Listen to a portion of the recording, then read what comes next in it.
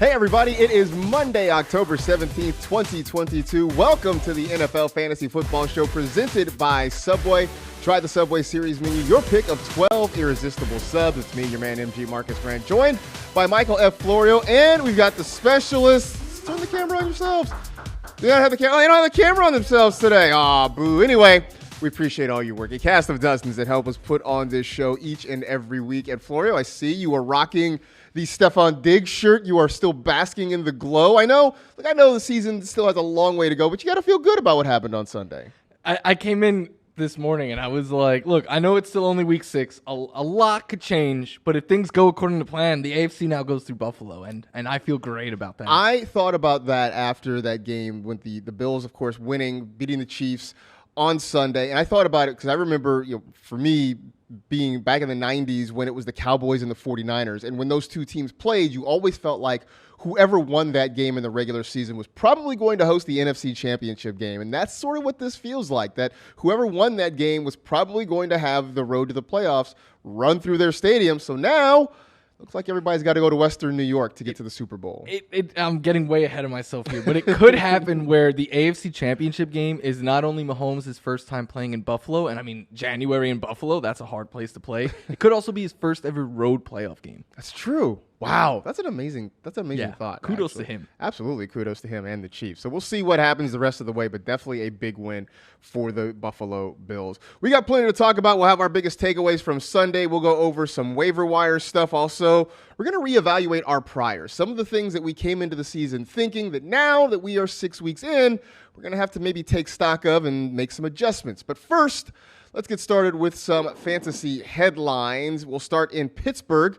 Kenny Pickett left the game on Sunday against the Buccaneers with a concussion. Mitch Trubisky came in and actually helped propel the Steelers to victory. Made a couple of really nice throws down the stretch to seal the game against Tampa.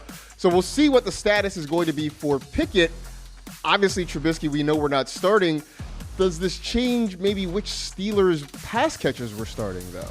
Yeah, I think all of them get a lower ceiling with Mitch Trubisky. He's just not as he wasn't throwing downfield as much as Kenny Pickett has been, and it's kind of wild to say that like the rookie's been the more aggressive one of the two. I still think Deontay Johnson's in play because even with the quarterback being up in the air, every week he's like their team leader in targets. But like Chase Claypool had the game that I thought George Pickens was going to have. So between those two, I still think I prefer Pickens. But right now, I don't know if you can start either one of them with much confidence. I think that's the thing. Deontay Johnson is still startable, although he's been underwhelming so far this year. But he's the guy that I still have faith in.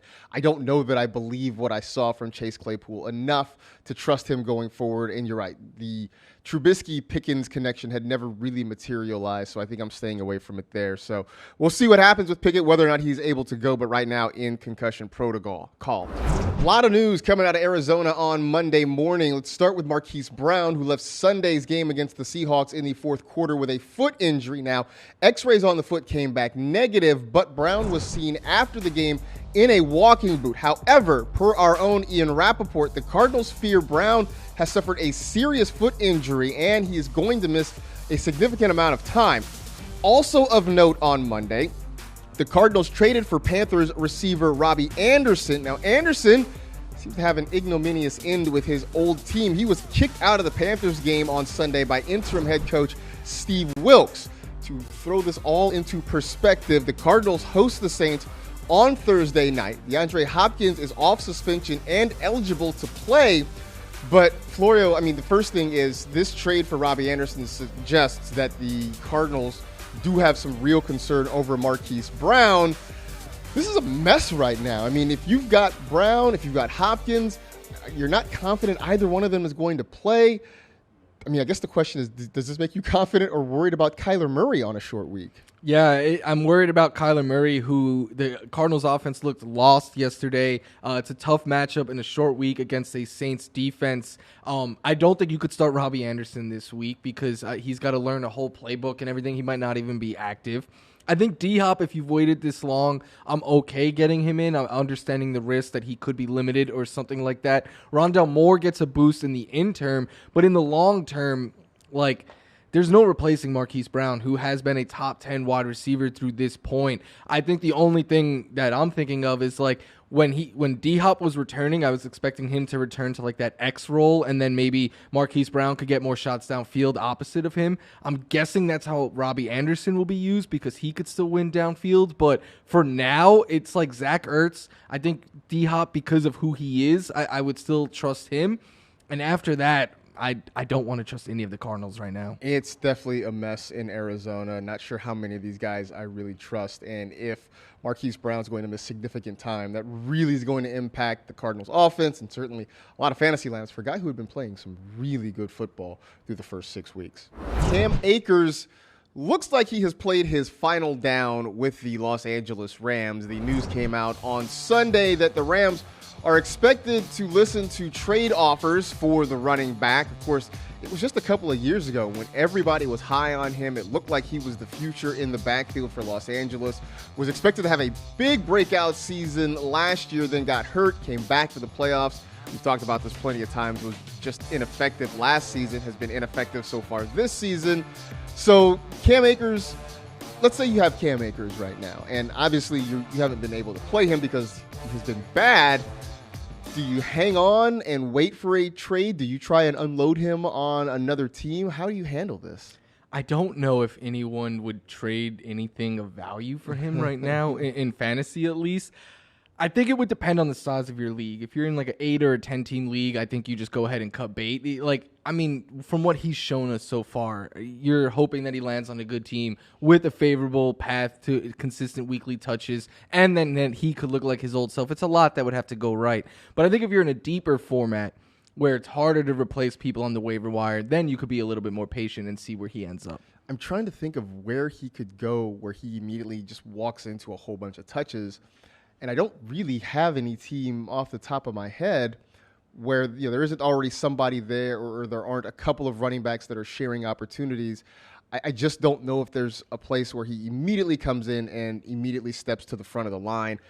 There will be plenty of offers. There will be plenty of suitors for Cam Akers, but nowhere that I think immediately boosts his fantasy value. I could see like a team like the Texans or Giants being involved because they have a good starter, not a lot of depth behind them. But yeah, like touches, maybe Miami. Like, although Raheem Mostert seems to have kind of locked things up there too. It's not like he's Christian McCaffrey, where no matter where, if McCaffrey gets traded, we know he's going to be the RB1 wherever he goes. Like, Cam Akers is not that player. He's not that guy, at least not at this point in his career. By the way, that does mention that the Panthers say they are willing to listen to trade offers for Christian McCaffrey too. That potentially could be a blockbuster if that were to go down. All right, let's look at our takeaways from Sunday. As we sat and watched football all day long, we learned some things. At least we hope we learned some things. So we came up with 5 takeaways from the week. What's the first one for you? I think Travis Etienne is the Jaguars running back 1 moving forward right now. For a 3rd straight week, he has now played more snaps than James Robinson. He had 10 carries this past week. Robinson had 10. But Etienne had more targets for at least the 2nd straight game in a row, and he's just been way more productive. 108 yards yesterday, just 55 for James Robinson. Robinson, I know early on looked like his old self, but he hasn't looked that way as of late, and I don't think it's out of the question that like he's still working his way back from the serious injury. The work is taking a wear and tear on James Robinson. And Etienne, who's gone for over 100 yards in 2 straight games, they asked him after the game, like what he thinks of his performance. And he's like, I need to get better. He's like, I'm leaving huge runs still on the field. So there is the potential maybe for him to even get better as he continues to get more and more work. I think they're going in very different directions right now. It does seem that way. And like I said, I thought it was going to be the opposite where Etienne got off to the hot start and then Robinson sort of caught up, but it has been the reverse. But Etienne looks like that guy in Jacksonville. Since we're talking about young running backs, Kenneth Walker is who we thought he was. And there was a lot of excitement about Walker being able to take over that role after Rashad Penny's injury. And it looked like he had a great matchup to start. And he completely took advantage of that. A big game for the Seattle Seahawks in their win over Arizona. And it was not necessarily the big explosive offensive game for the Seahawks as a whole. But Kenneth Walker proved that he can handle a big workload, that he is agile, he is explosive, he can make big plays in the running game, and he caught the ball a few times too. So right now, Kenneth Walker is showing that he's a full package, and I think it's going to make it interesting. Now, obviously, Rashad Penny is gone for the year. We don't know what his future is going to be, but right now it looks like Kenneth Walker is ready to be the RB1 in Seattle. Elsewhere, what else are you finding out after Sunday? Michael Pittman Jr. and Alec Pierce can both be a lot of fun in this Colts passing offense. First, Michael Pittman Jr., the game he had yesterday, insane. 16 targets, 13 catches, 134 yards. What I liked is not only were they trying to take some downfield shots with him, like you see there, but the short to intermediate area and letting him run after the catch. That's something that we hadn't seen a whole lot of Michael Pittman Jr. The fact that they're doing even more of that, I think, only increases his fantasy ceiling. I still value him as a borderline wide receiver 1. And then Alec Pierce, 7 targets, 3 catches, 49 yards, and a touchdown. Right here, the game-winning touchdown. This was sweet. I said last week, I think he earned Matt Ryan's trust. There's no way he has not done that now. I know Paris Campbell had the big game out of nowhere.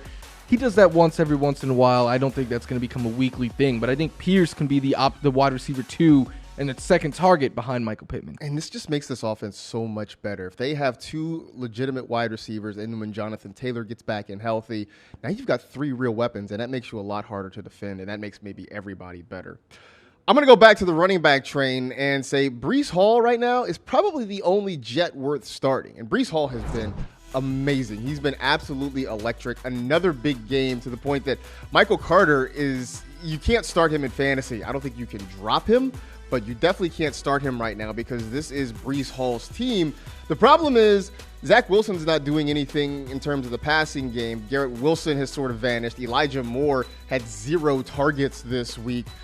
There's nowhere else to go. Tyler Conklin, after a quick start to the season, has sort of faded from view. So the passing game is completely nothing. Michael Carter's not getting any opportunity. The Jets are feisty. I mean, they are winning games. They've got a winning record right now, but there's only one guy that you can start from this offense at this point. And I think with Breece Hall, it's not a question of is he an RB1 anymore. It's how many running backs would you realistically want over him right now? Exactly. And I know the Dynasty folks loved him. He was their RB1, and he is showing why to this point in the season. I guess we keep the running back knowledge going right now. Yeah, this one is not as fun as Breece Hall, though. The Packers running backs, they are frustrating, and there's no rhyme or reason to it.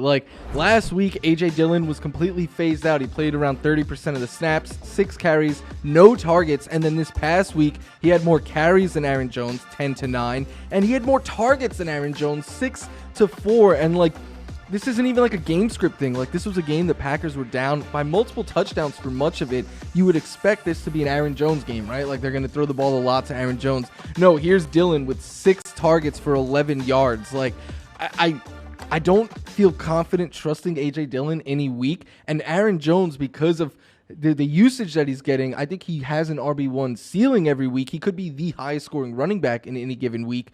But I don't really feel comfortable trusting him every week as an RB1, if that makes sense. He had 4 touches in the first half, if I have that right. It was a ridiculously low number for an offense that is looking for any kind of spark. It surprised the heck out of me, and it makes a very frustrating offense right now. I know the Jets' defense is playing great, but Aaron Rodgers, he throws 41 times. You expect more than 246 yards and a touchdown. The Packer offense, they got issues, and they're 3-3 right now, and very much flailing offensively, and I guess defensively in some respects too. We'll see what happens, but definitely not what we were hoping for from Aaron Jones, even in an offense that wasn't going to score a lot of points.